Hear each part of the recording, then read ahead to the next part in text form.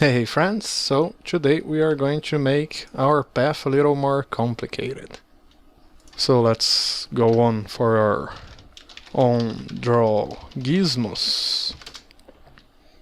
Since this will always be on, we need to check if the list is different than null and if the count, the amount of transforms in the list is greater than 0.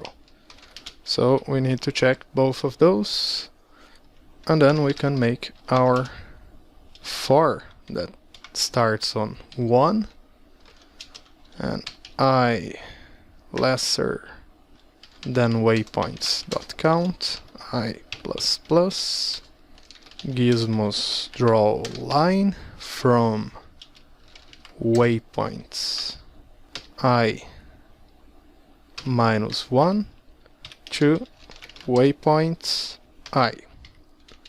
And it's their position, not the actual transform, so let's add the position.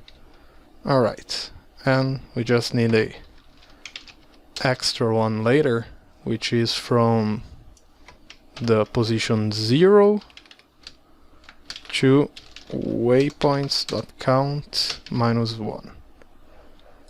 Okay, and it works. We just need to change the color. Gizmos color equal color red.